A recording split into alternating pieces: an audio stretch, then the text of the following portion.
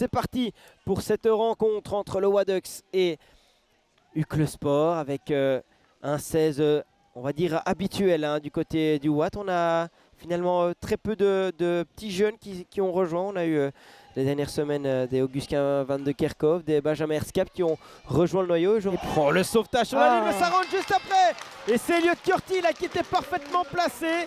Le 1-0 signé Curti. Mais ce qui est sûr, c'est que c'est Curti qui a été mettre ce goal. Joli, ouais, bonne récupération. Victor Wayne qui tente un push au bord de cercle, oui. Et c'est le goal de Gaëtan Dickmans, bien positionné sur une passe de Victor Wayne. Le 2-0 signé Dickmans. Le PC du Watt. Et le slip, et bon arrêt d'Arnaud Flamand là.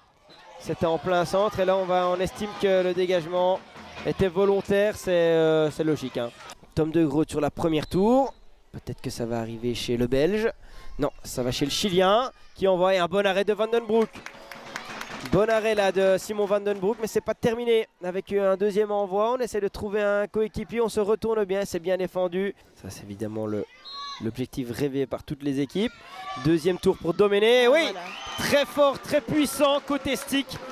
Il sait rien faire là-dessus Arnaud Flamand, c'est une véritable fusée que l'Argentin a envoyée. On revoit ça au sol. À quelques secondes de la fin de ce troisième quart. C'est peut-être le goal de l'espoir qui va se présenter pour Uccle Sport. Et oui, c'est parfaitement placé. Et Uccle Sport peut y croire. 3-1 sur ce stroke d'Amoroso. Et là, peut-être Tommy Doméné pour la dernière seconde. Et le bon arrêt d'Arnaud Flamand, toute l'expérience face à Tommy Doméné. Il ne peut pas s'en vouloir aujourd'hui, un Flamand. Il a sorti une très belle rencontre.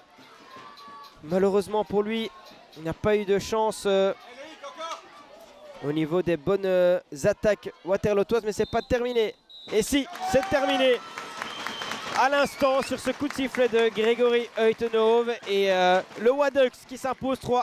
On s'est un peu tiré dans le pied pendant une grosse partie du match où on s'est, je pense à juste titre, énervé sur des décisions arbitrales qui étaient complètement à côté.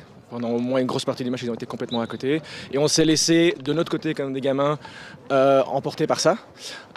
Et au moment où on commence à revenir dans le match, Simon, de l'autre côté, fait les arrêts qu'il faut pour le Watt. Et je pense que ça s'arrête à là.